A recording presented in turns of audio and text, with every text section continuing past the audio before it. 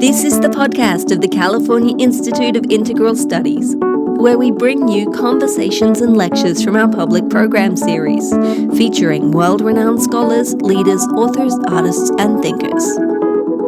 To make sure you never miss an episode of the CIIS Public Programs podcast, find us and subscribe on iTunes or on our website at ciis.edu/podcast.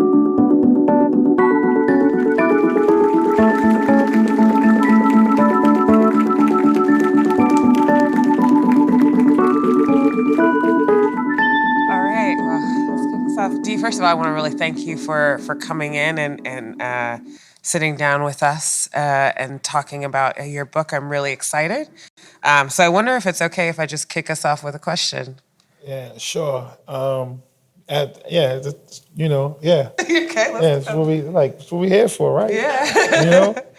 All right. First question is, what made you want to write this book? This is your third book. What made you want to write it? So I was on a cable news show one day. This is maybe like four or 5 years ago for me. What is this, 2019? 19, yeah. Yeah, this was like 5 years ago. I'm old. So this was 5 years ago for me. And when I was leaving the show, I was on the car ride home, and the producer sent me a clip of the video. And the video said, D. Watkins, Black Lives Matter activist. And I'm like, whoa, I don't work for nobody. I'm not a part of any organization. And to just assume that it's not right to me and it's not right to that organization. They have core values and things that they represent and believe in. And I'm just out here. I don't know the rhetoric or anything. So it's I didn't understand why, just because you're a black man and write an essay, it means that we got to fit you in this slot or that slot. So, and I didn't complain because I'm not really good at complaining. You know what I'm saying? I think Black Lives Matter. I don't say it, you know what I'm saying? Because, but I thought it was weird, and I thought it wasn't really fair to that organization. And it's been happening to me over the years as I travel and as I go places. People, they try to put me in boxes, and I just don't really think it's cool. Why do you think that is that they do that? I think it's easy. Yeah. I think it's easy. I think stereotypes and generalizations, they make people comfortable. They make people, they give them some ammo so they know how to act, towards you. Mm-hmm. But I don't really think it's fair. So if you were to describe yourself, how would you describe yourself, just out of curiosity? A horrible cook, a good friend, funny sometimes not so funny.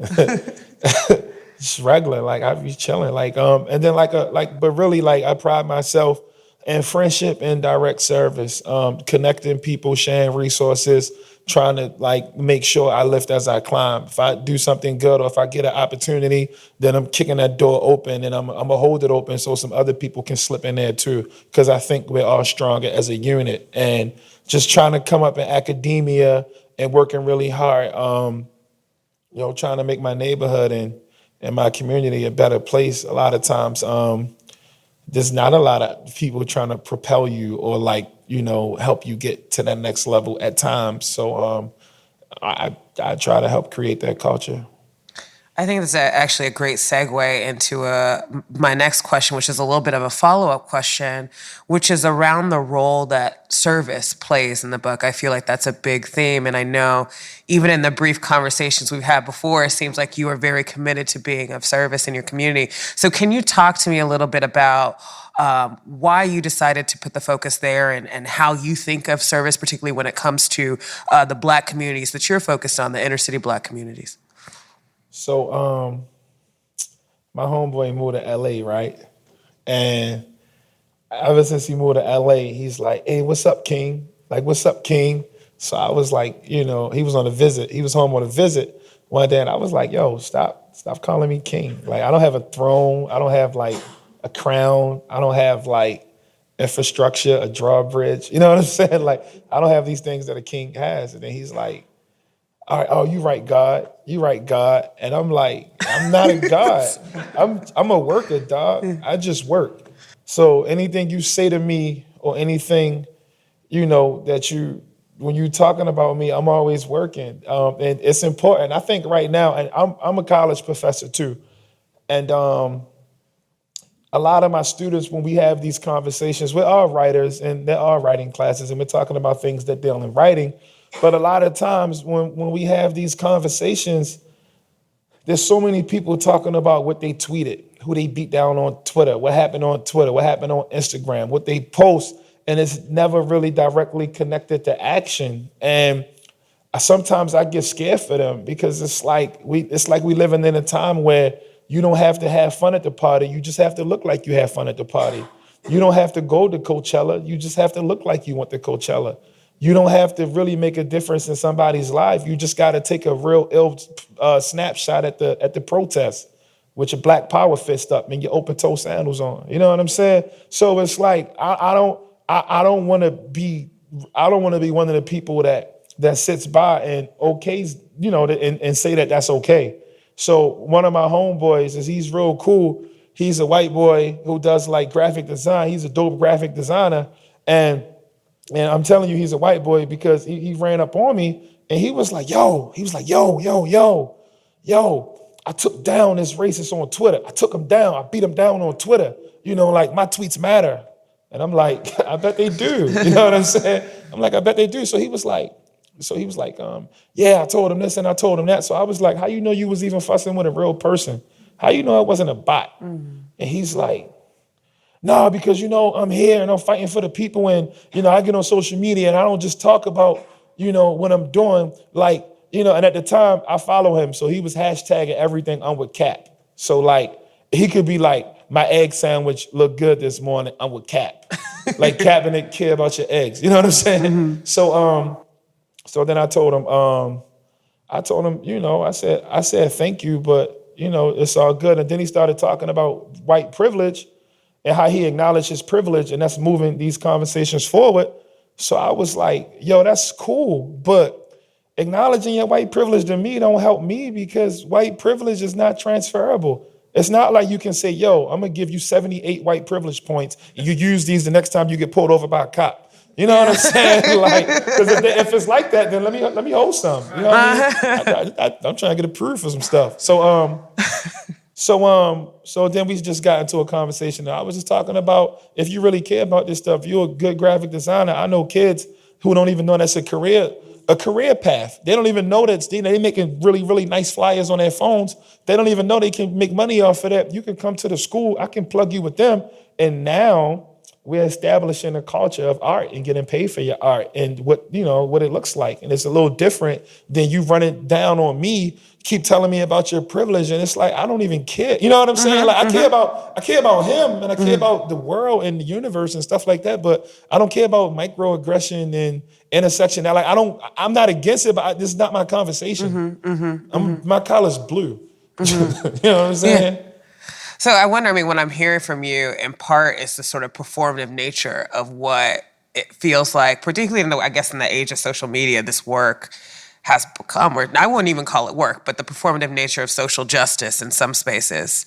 It can be good, but It can be annoying too. You know what I'm saying? Like everybody got that annoying, you know what I'm saying? Like it's the annoying group of people that come around and like, they just police everything. And again, things need to be policed. The system, not police, but policed. Because, you know what I'm saying? Like we know, like people run wild with their racism. They run wild with their sexual assault. It's some real life predators walking around. But if you spend so much time in rhetoric and not enough time in directly attacking these people and these systems, these same people gonna be around for another 100 years. Like the world is so woke. We got the most racist president, like Jefferson Davis or something. You know what I'm saying? Like it's like we going backwards. Yeah, and I feel like there was also a theme that like it's not even just that people are doing this and they're not making a difference, but they could also be causing harm, whether it's by diverting resources or building a brand off of something they don't really know a lot about. Do you want to speak to that? Or just bothering me because I'm trying to do stuff. You know what I'm saying?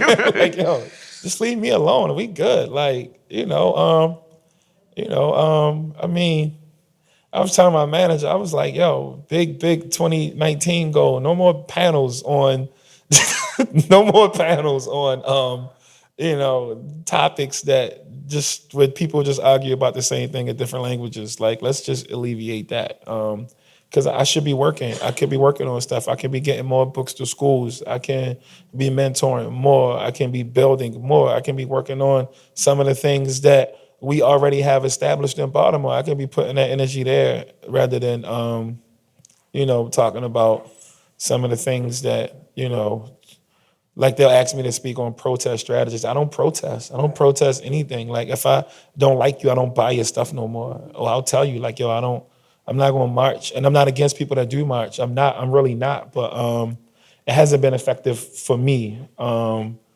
haven't, and I'm sure you disrupt and it works for a lot of people, but I think we need people to disrupt, but we need people to also be in these systems to make change. We need people to be teachers and to be, whatever, politicians, even law enforcement, like people who really care to join these systems the same way we need people outside of these systems. It has to be, you got to fight the battle on every front.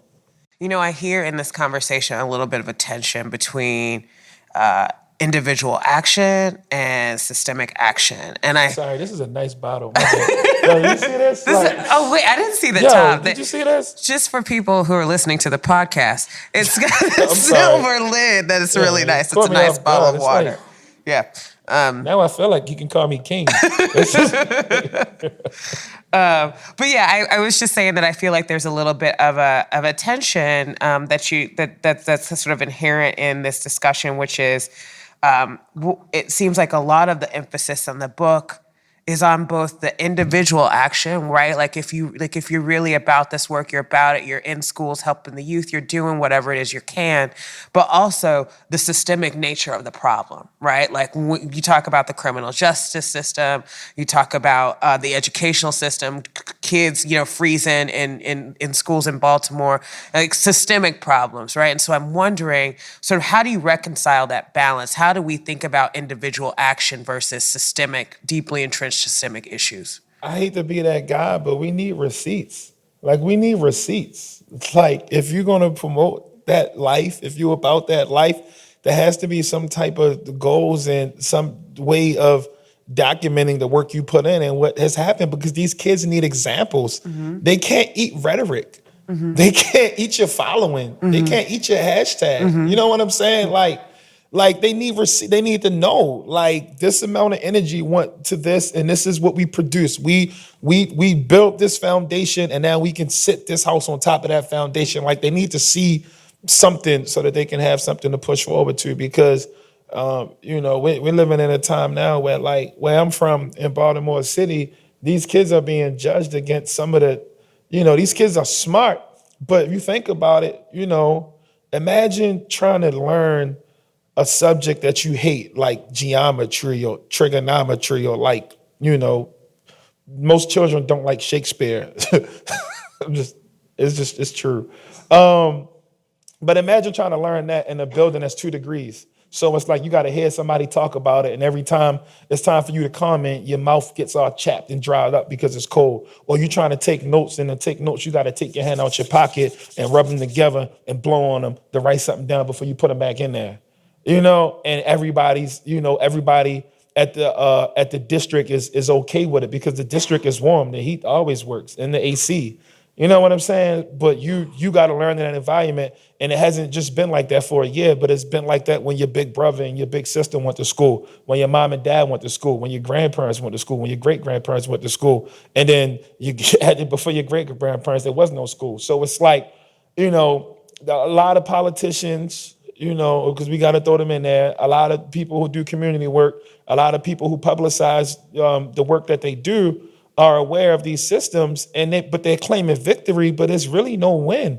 I just went and gave books to a school the other day. Somebody got shot in there and shit. One of the schools I always go to, Renaissance Academy, 3 students was murdered in the school year. So it's like, why would people tout any type of progress?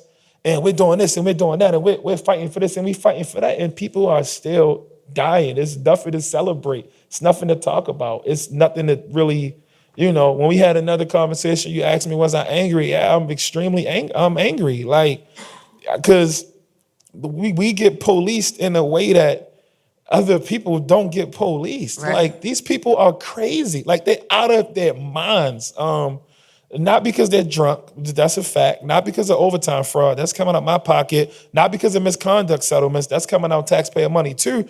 But because they not only robbing drug dealers, they robbing everyday working people. The police in Baltimore City, if you look up the Gun Trace Task Force, they robbed a stripper for $2,500. They robbed a FedEx guy. Who robs a FedEx guy? Who robs a stripper? Like, that's crazy. Like, these people are in jail now, and they're writing them off. I write about them in the book, but they're writing them off as a few bad apples. But we talking about combined almost 100 years of service between these people. We talking about millions of dollars. So the lead cop is a guy named Wayne Jenkins. Let me tell you about this clown. This is what he does. He liked to rob people so much, right? He loved to rob people. He just loved to steal. He was the leader, and he saw these two guys and he was like, yo, I don't really quite know what they do, but I know in my gut, I think they made a drug transaction. So mind you, Baltimore City is a very black city. It's 65% black and it's segregated. So you only see black people in black pockets and white people in white pockets and then a couple of mixed people like in the middle, not biracial, but I'm saying all the races interact like in the middle. So this guy's in an all black neighborhood. He's a big husky white dude with a buzz cut. And he took his badge off and he took his vest off and he pulled his gun out. And he ran towards his car with his gun. So they're like, yo, this white man's crazy. So they pulled off because they saw this big husky dude running at him with a gun. And when they pulled off, they ran over like a 65-year-old man and killed him, right? They killed him.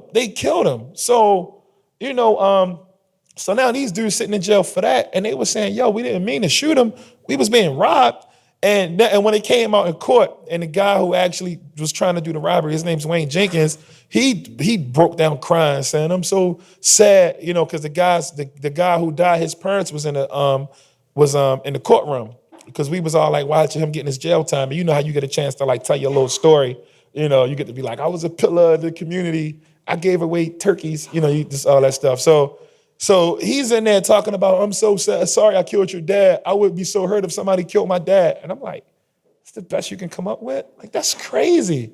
Over grief. So this is the system that we got to go through. But then you look at us like, like we going through these systems where kids, and I've been to like a lot of schools, over the past 4-5 years, like over 300 visits to schools and jails, and a lot of high school visits, a lot of visits to the same high schools, but a lot of visits. And I've been in schools that have like Wi-Fi and digital chalkboards, but they don't even have chalk. You know what I'm saying? Because I think it like caused some type of sickness. But they have like all types, any and everything you need to learn. And then I went to a school this year that had a hole in the floor where a toilet should be. So if you come into the boys' bathroom, you got to piss in a hole. And this is 2019. So like, I'm sorry for rambling, but it's just, these systems are just, it's rigged. Like, and we don't do enough at acknowledging that. And we definitely not doing enough at fixing it collectively as a whole. Yeah, I think that's where sort of my question was driving to. I mean, it's something that I struggle with as well. I mean, I work on labor and workplace issues, and sometimes it feels like you can help one or two people, or you can help a whole class of people, but there's still the structure there, right? And so I guess that's the question I think I'm returning to. Is like the question of collective action, the question of undoing these systems that you describe. Like, police have been horrible for it, not just like since Black Lives Matter, for 100 years. Like, they've been policing Black people. That's been the role of the police since the Jim Crow era and before. So when we think about what does it look like to dismantle that as individuals, and I know you might, it's like, I'm not asking you to undo systemic racism. Yo, D, how do we undo systemic racism? But I am curious into how do you think about tackling these problems? Because part of me is like, yeah, it's easy to post on Facebook and Instagram. That's why people keep doing it. But these systems have been in place for years, for decades. I think as individuals, we have to challenge ourselves more. Everyone's like, oh my God, Mike Brown died. Oh my God, Freddie Gray died. I can't believe they did Walter Scott like that. Oh my God, look how they choked Eric Gardner out. So it's as soon as you die, you lit. Everybody love you. You get hashtags. They name a street after you. People march in your honor. You got Barack Obama saying when I was his age, he wouldn't look like me. You know what I'm saying? Like, you got all these people turning up. But when you were alive, nobody cared. Like, nobody cared. Like, nobody cared. When Freddie Gray was alive, half of the people that marched for him would have crossed the street. And he not even a big guy. He only was like 140 pounds. He was slim. But and then there's the other side after he dies, where the media is like, oh, he's been arrested, whatever times. But that's the failed war on drugs. Talk about them convictions. Mm-hmm. You know what I'm saying? Mm-hmm. Talk about all of the different things, the hurdles that young man had to go through every time he woke up and stepped outside. Multiple people ripping him off. Multiple people not giving him what he needed. And a lot of people who feel a certain way when these things happen, mainly when they're caught on tape. You have the opportunity to be something to somebody. You don't have to start a hospital to make a difference. You know what I'm saying? You don't have to be like, yo, I'm making a difference out here. I just started 2 hospitals. I put one in Fillmore. I'm gonna throw the other one in Oakland. You know what I'm saying? Like, you don't gotta do that, but you can be something to somebody. You know, you can change somebody's life by just committing to give them a ride to work. Like, you know what I mean? Like, help them tie a tie. Like, I mean, you know, I had like so many unofficial mentors in my life where I was just able to watch their moves and be like, oh, okay. But just because they was around, they was like in my proximity, I got a chance to feed off of that, and that helped me in my journey. But I think sometimes, especially with like the pressures of social media, we put we get out and we really put real pressure on people. Like, yo, you gotta be this and you gotta do this and you gotta do that. And it's not really that deep. Direct service. The simple stuff, just being a person somebody can call or reach out to when they have a problem, figuring out what you love and sharing that skill with somebody else, and then teaching them to do the same, especially if they benefit. It's a little bit of time, whole lot of love. It's easy money. I think that's great. And I think that's also helpful for me, because that was something that was definitely something I was curious about upon reading. I'll send you a bill. All right. I don't know what your billable hour rate is. Did I sign a contract? I don't know. So I'm curious. I want to switch gears a little bit, because I think related to your sort of critique around the lack of action and the performative nature of allyship and social justice work is also a critique of who is chosen to speak on behalf of Black Americans, particularly those that live in poverty. So I'm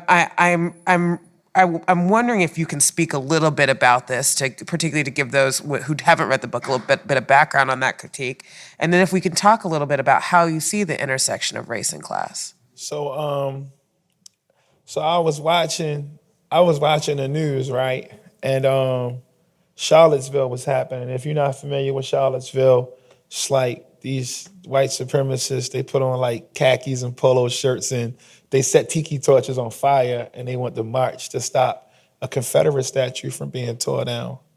And I saw some black dudes, some commentators on 2 different networks crying.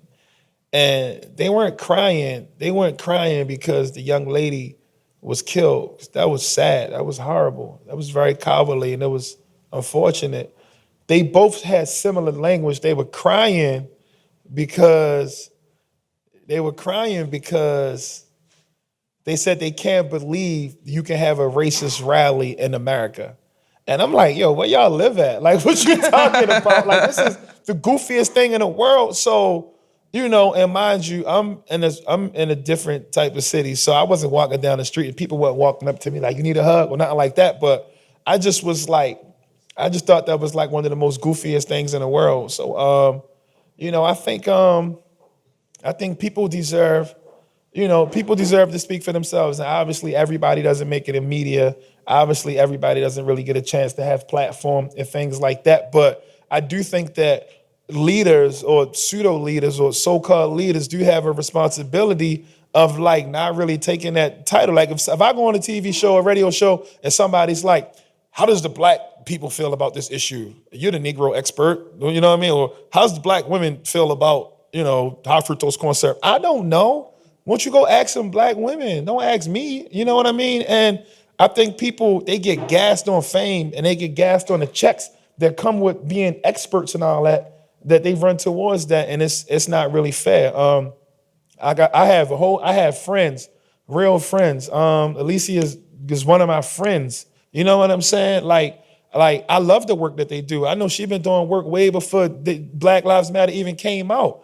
But with the people I service in the neighborhoods I come from, they never heard of it. And that's not a bad thing. They never heard of it. My homeboy told me, he was like, nah, he like, what's that? Nah, for real?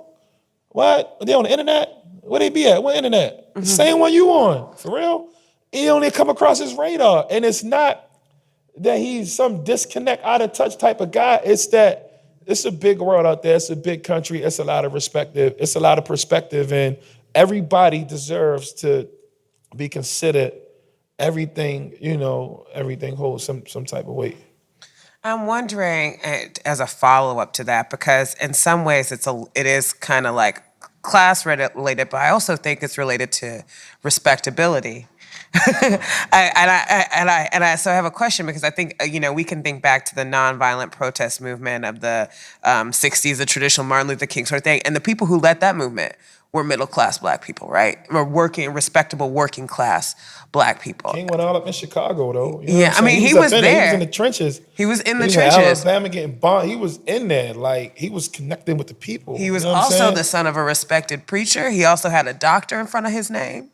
He went to school with a woman who was also college educated in the 50s. And so I hear you. He was in the trenches.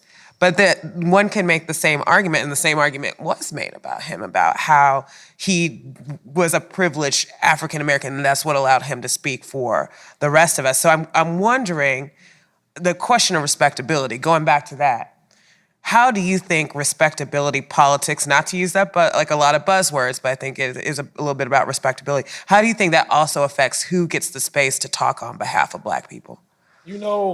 One thing about people who criticize King, Dr. King had receipts. Yeah. Was documented. Like, you couldn't fade him. He had receipts. He was out there. Like, he was really out there. So, like, one of my biggest critiques on some of the earlier stuff Malcolm X would say is you can say a lot of things when you in Harlem. You can move a certain way in Harlem. You can't move like that in Alabama. Right. It's a whole different wave. It's a different vibe. It's different. Right. And I think that his rhetoric reflected that more towards the end of his life, when they both started moving more towards each other, right? Right. But what I would say is so I'm on book tour, and when I was home, this real fancy restaurant had a dinner. They had a party for me. You know what I'm saying? And then I got family all over, up and down the hill, Latrobe Projects, Douglas Housing Project, all over East Baltimore. I got family everywhere. And when they have something, whether it's a Christmas dinner, whether it's somebody going to their prom, whatever it is, I'm pulling up. I've taught at Johns Hopkins University. I'm at University of Baltimore now. I'm in those spaces with those same things behind my name. So it's a real thing. And I think that anybody who says a Black person has to be this or has to be that or has to be that don't really understand the beauty and the complexities that's inside of this race. Because what I've seen is, there's some Black kids that's a little trouble, in and out of jail, gangs and all that. But then there's Black kids that's into manga. You know what I'm saying? There's Black kids that's into science. Did I say that right? Manga? It's like I guess so. You know what I'm talking about? Dragon Ball Z and all that. Yeah. And then, but it's everything. It's everything that every race has is inside of this race. So there's no one stereotypical type person. But a lot of times the same personality with the same rhetoric is on the same channel saying the same things. And that's where we tend to get it wrong at. We get it wrong at because it's complex, and I don't think those complexities are exercised. And the best form of critique, in my opinion, is creation. So, as I work at creating my own, I'm going to continue to do that. But I'm also going to call BS when I see something that's BS. Like, I saw a rich Black guy say, he was like. Black people, we don't need reparations. We're not ready for that. We need free education. No, I'm always ready for a check. What are you talking about? You don't need it because you got money already. Yeah. You got money already. Of course you can say that, but who's not? That's so disrespectful to so many working people. Why are you sitting here talking about we're not ready for a check? It's just too much, man. We're not ready for that. No, we're not ready for that. free education. I went to college 4 times. I got 4 pieces of paper. I don't need another one. I need a check. Like, check my money out. You know what I'm saying? Well, I think actually that brings me to my next question, because in the book I feel like there's some emphasis on education opportunity and providing a way for people to get out of bad situations through that.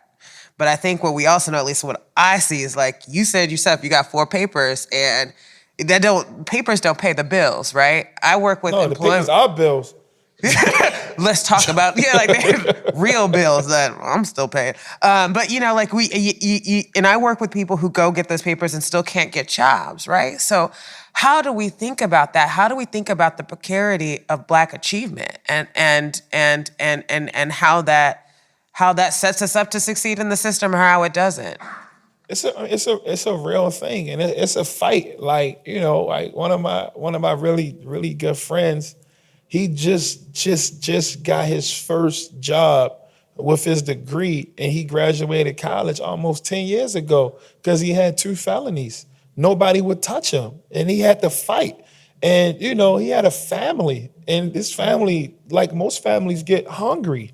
You know what I'm saying? Yeah. He did everything he was supposed to do. You come up in the street, you get in a rough situation, you make some bad decision, that happens. Everybody makes bad decisions. You know what I'm saying?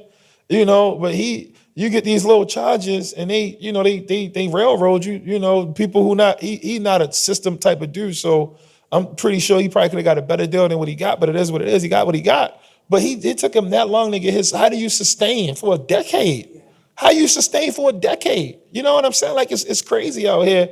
And what makes it even more difficult is it's one of the most talented people I know, not because it's my friend, it's because everybody in the program he was in was coming to him for all their help. When it's time to build an app, they holler at him. When it's time to figure out some type of hack type situation that they can't break through, they pulling up on him. And these people that like live in affluent neighborhoods pulling up to a neighborhood where, they wouldn't come around there unless they was trying to like buy some drugs or something. No, they come around to get help with their homework. That's a documentary in a film. You know what I mean? But, he finally got a gig and he finally got a job and he can go on with his life. But, the system is flawed, and we live in 2 different Americas. And as a Black person, you have to be almost like octo-conscious. Like, you gotta be able to move through so many different types of spaces. And it's like, it can get weird, it can get frustrating. But one of my roles, what my job is a person who acknowledges, I use platform to acknowledge these things.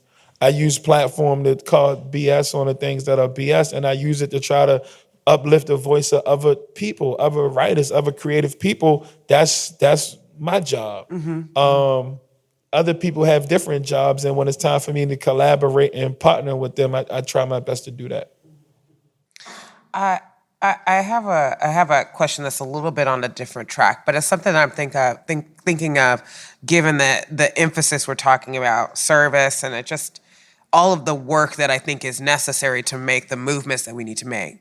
One of the people you mentioned in your book is Erica Garner, as an example of someone who was of service and who walked the walk. And we know that sadly she died of a heart attack at a very young age. And you are like everywhere. Even when we were on the phone, you like running from point A, what point B, you like, yo, can I call you back? I just got out of class, I'm going here. And I wonder, as somebody who is active, who's, going to the schools and who sees someone also like Erica Garner, how do we think about the intersection between being in the community and doing work and being a martyr? Because this work is huge, right? So that's a great question, and I don't really like how I answer this question, but I can't lie to you. We just met. I didn't know you for like another 2 weeks before I lied to you. But no, but you could die. Yeah, you could die. You can get killed. Like my car window got banged out. Somebody shot. They didn't shoot my car window on purpose, but my car window was parked in front of a bar. They got shot up like 2 New Years ago. Like you can die. That's it. Like. You can die when you're doing a lot of work and you're doing a lot of stuff. You're not always eating the best food. You're not always taking care of yourself. When you're in a lot of these different neighborhoods, people get shot. I go to schools all the time. People get shot in the schools that I go to. It's a reality. It doesn't make you exempt from doing the work. It doesn't mean that you're supposed to, I'm supposed to sit up in a tower and from a drone perspective and just tweet about it. Like, look, like this. This is my move. You know what I'm saying? Like retweet. You can die. You can die. But you can die doing anything is how I look at it. You can die doing anything. But she was brave. She wasn't clout chasing. She wasn't trying to be in nobody's picture.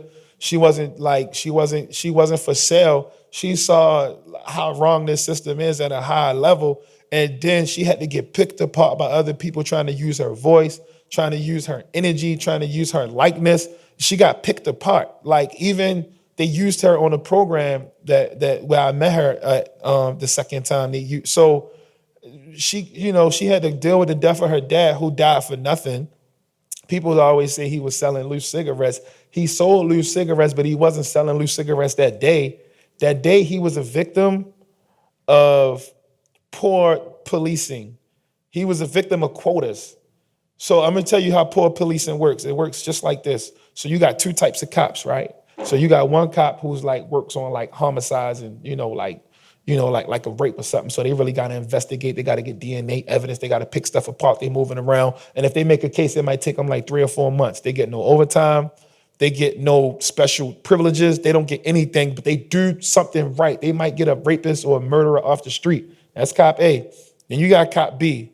Cop B is the stats guy, the quota guy. He's the guy who they send out there to make certain arrests a month. At one point in Baltimore, it was that you had to get one a day. So I interviewed this cop the other day, and he was saying that it don't matter what you was doing. It don't matter what you was doing. He had to get one a day. So his stats would say I had like 42 arrests in the month of August, right?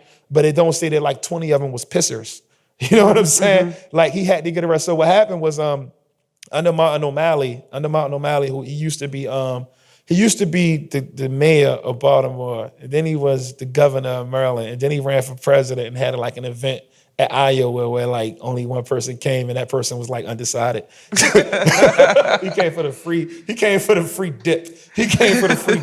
So, but under Martin O'Malley, he got sued by the ACLU and the NAACP for 700,000 illegal arrests.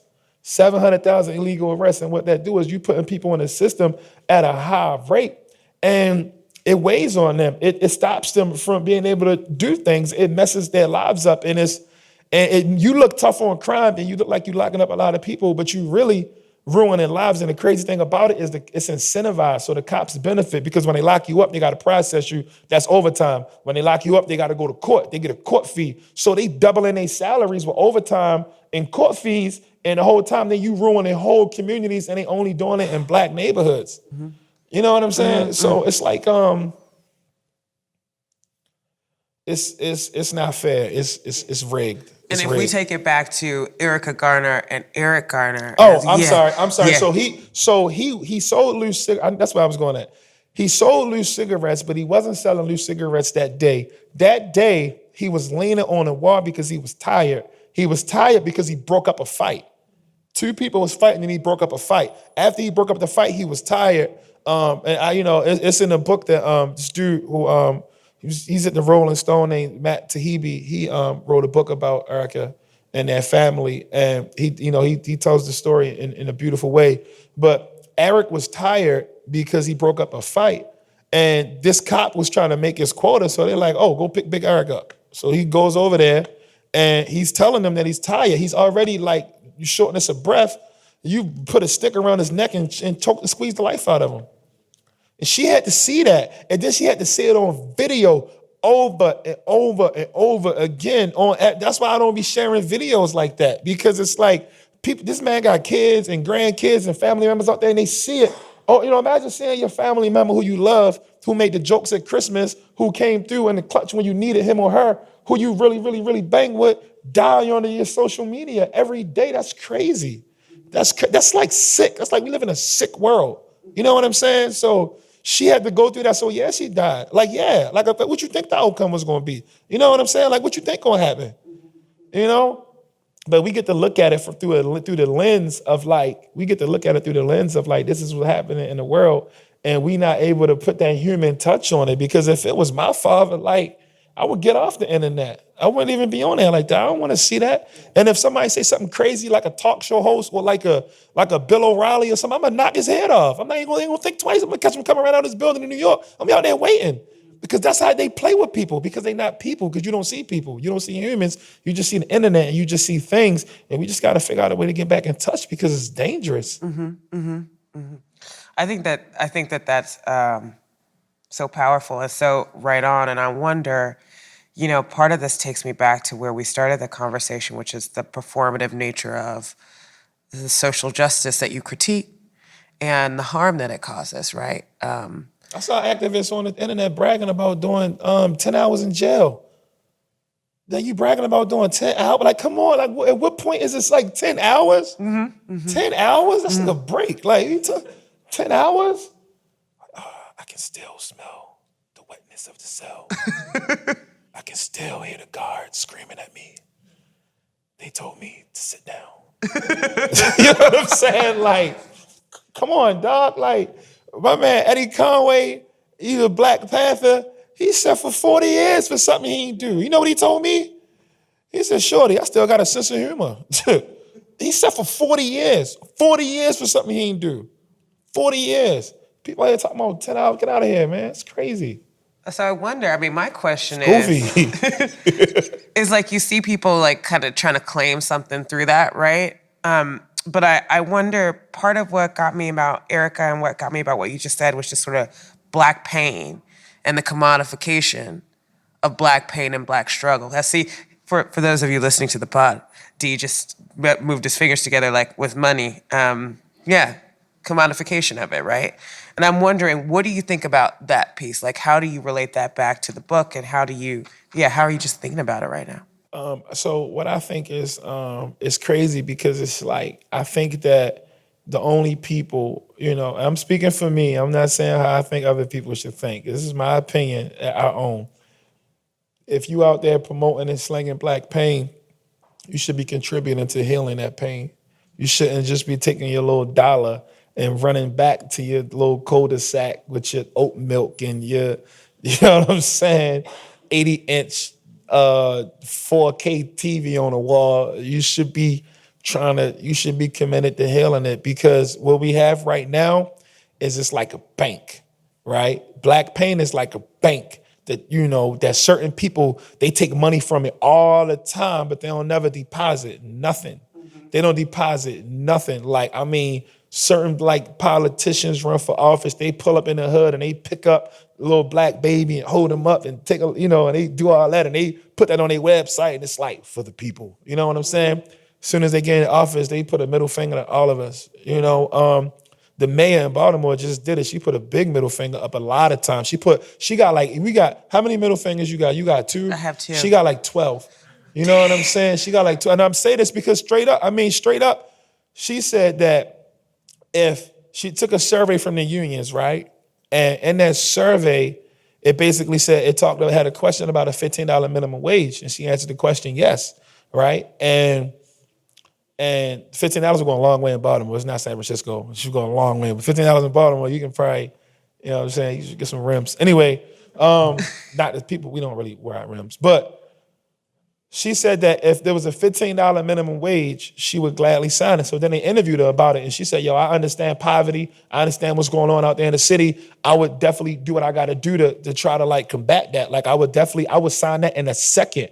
Soon as she got elected, it came across her desk, and she like, no, I'm not signing it. So the lady from the news was like, but you said you would sign it. She was like, ain't like I swear on the Bible. Whoa. Cold. Don't take my word, Google it. She said, it ain't like I swear on the Bible. This is the same woman. So I don't know, people who don't know me, like, one of my big things is I write content that with the hope that I get kids excited about acknowledging their stories, loving the people where they come from, loving their bad experiences, identifying their good experiences, but falling in love with reading, becoming critical thinkers and all that. And that's my thing. And I've helped donate thousands and thousands of books to the Baltimore City Public Schools and in the DC area. And then I visit all these schools and do workshops and all that. So books that's my thing. Like, I know the more words you know in life, the further you go. And I also know that studies show that if a kid grows up with books in their home, they tend to go further than a kid who don't. even if nobody reads them. So I know it's really, really important. Like I gave away 1,000 copies of this book that over here on the table over the last, well, we gave away like 500 so far, but I got another 500 to give away when I get back home. And then before my other book came out, like we do these big book drives and these big book giveaways. And that's my thing. So for her whole scam was this. She was a senator and she sat on the board of University of Maryland Medical Center. So this was her play. If you wanted her to vote a certain way, you just gotta write her a check. And you write the check to her LLC, which was called Healthy Holly. Healthy Holly was a book that she said that she was books that she was donating to Baltimore City public school students about eating healthy, even though they were unsolicited, right? So she racked up $800,000 in donations and people trying to, to that LLC. But she never got the books printed. She printed maybe like 1,000 books or something like that, and they never made them to the students. So when they started raiding her spots, they found the book. The book's about healthy eating, but she spelled vegetable wrong. It's about healthy eating, but she spelled vegetable wrong. And then there's a guy in the book named Herbie, and she spells Herbie like 3 different ways. So it's like, these are big middle fingers. These are like, so what? Like, I don't care. And it's like, and we go through this, and we supposed to be okay with it. And when they try now, so now the feds just raided her and IRS and all that, and they asked her, is she gonna resign? And she's like, nah, because I got pneumonia. I gotta figure it out. You know what I mean? So it's like, and then I gotta go, and then I'm on the road and I'm watching John Oliver, and I gotta see John Oliver making fun of my city. You know what I'm saying? But it was funny though. John Oliver, he got her though. Like he got her good. But yeah, so that's near and dear to me because like my whole thing is books. Like that's my thing. That's what I do. That's what I've been doing since I put my first book out. Even like working with organizations like Collective Impact and Mo Magic with Nico and them out here in the Bay Area. Like they gave away hundreds. I don't even know if it reached 1,000, but they gave away hundreds of copies of my books. And then they bringing me out here to teach workshops, and I'm building with kids, and I'm learning about the Bay Area and what is it like being Black in San Francisco. And and some of the struggles and what they have to look forward to, and they telling their stories and they're reading and they're thinking and they're figuring out how to navigate and move, and it's beautiful. It's what changed my life, and it's having an impact on others. So when I see somebody like taking something so pure and so necessary and just scamming, it just it makes my stomach hurt and like my head and like headaches and stomach aches and all that. I think though that's a good, because I feel like you're coming to a place where I do want to end the conversation. But we talked a lot about, we've engaged a lot in critique, but I'm interested in what you are excited about and what gives you hope. You talk about these students and these young people learning how to tell their stories and seeing that in action. So I'm wondering, can you share some of the things through your work that give you hope? When I was a kid, pretty much nobody read the books in high school. Most of the kids who went to high school with me don't even know what the books were, and everybody was proud of it. I go to high schools now, and kids recite passages to me from my book that I forgot about. That's all I asked for. So if I die now, I'm good. Like, that's way more than what I ever thought I was going to be. Mm-hmm. That's it, that's it. And if they have that now at a young age, like I ain't started reading like that till I was like in my mid-20s. I wasn't even thinking about it. I was a sharp kid. I could argue with the best of them, but there was nothing behind it. You know what I'm saying? So now that I know that people are like 14 and 15 and 16 and 17 years old, and they can recite these passages, and they're using my book as a stepping stone, and then they jumping on and reading Toni Morrison and Frederick Douglass and James Baldwin and all that. Like, that's more than I never thought I would see that in my life. And somebody like from the bottom, like me, had a chance in contributing to that. That's all I can ask for. Anything else after that is like bonus. So I have two more questions. I lied. I keep saying the last question. I got 2 more answers. All right, good, cool. So earlier, you already answered this question. I asked you about the role that anger plays in your work. And I want to ask you a different question now. I want to ask you about the role that love plays in your work. I just got engaged in October. Congratulations. I'm so pressed. Let me tell you how pressed I am. I'm so pressed I work in New York, right? Like sometimes 2 times a week. Every time I come home, like I get up, get on a train. I don't care what I did the previous night. I could have wrote an essay. I could have went out with my friends and try to like drink and party and all that. It don't matter. Like I'm home for dinner. I get to New York 8 o'clock in the morning, beat everybody to the office, have all of my write-ups done, have all of my interviews done. It don't matter. Like it don't matter who I'm interviewing. It could be like I interview like Stacey Abrams and John Turturro and Ilhan Omar and Antonio Banderas and all these amazing people doing these amazing things. I'm ready for them. I'm pumped up. I got all the energy in the world. I'm back on the train. I'm home for dinner. Like because I used to stay in New York and like try to like hang around and be all cool and all that. But now I'm the happiest thing for me is getting off that train and knowing that she pulling up. So I think it's important because you can't you have to have a certain amount of love in your life, I think, in your heart and in your circle, to your friends and whoever you're in a relationship with, to be able to project the best. When I was in a dark place, maybe some of the work was even more dark. Now I'm in a bright place. I'm able to like be more optimistic and have a more optimistic tone and project that. Mm-hmm. That's awesome. Congratulations Thank again. you. And my final question.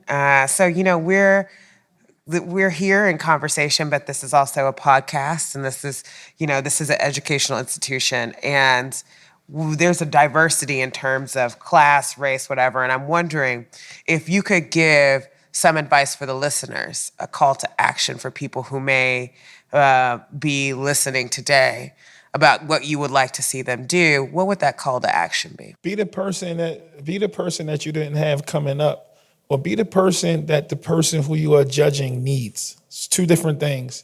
If you had everything coming up, before you part your lips to talk trash about somebody else, be that person that can help them get out that situation, or just shut up. Mm-hmm. You know what I'm saying? Or if you're a person that has had some success, and I tell a story about one of my friends in a book, when he's talking about, I'm in college, undergrad. I'm an old undergraduate student, so I'm like a dinosaur. But I was back in college at the time, and my homeboy is talking about how he hate East Baltimore. He was in truck driving school, and he was saying how he was gonna, once he get out of truck driving school, he ain't never coming back. Like I don't want to see these people because everybody's dead except for us. We lost whole groups of friends. Like he from East Baltimore, like my neighbor. We grew up together. We mass death, like funerals all the time, and he had a right to feel that pain. But I was telling him that, let's try to be the person that we didn't have coming up, and then maybe we can make it better, and we can run our neighborhood instead of sticking out like a sore thumb in somebody else's. And he got killed. You know what I'm saying? The guy who was never coming back didn't get a chance to live any of those dreams out, and he's gone. And, that's hurtful to me. But at the same time, I'm like, what if one of us was there to talk to that kid before he pulled that trigger, and he would still be here? So, that's my thing. So the advice. So my advice is be the person that you didn't have coming up.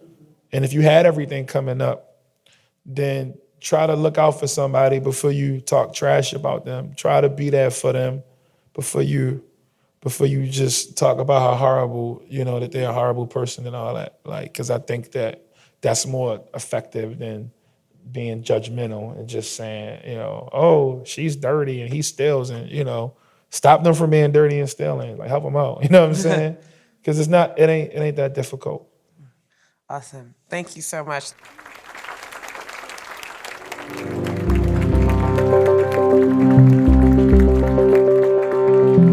You've been listening to the podcast for CIIS Public Programs and Performances.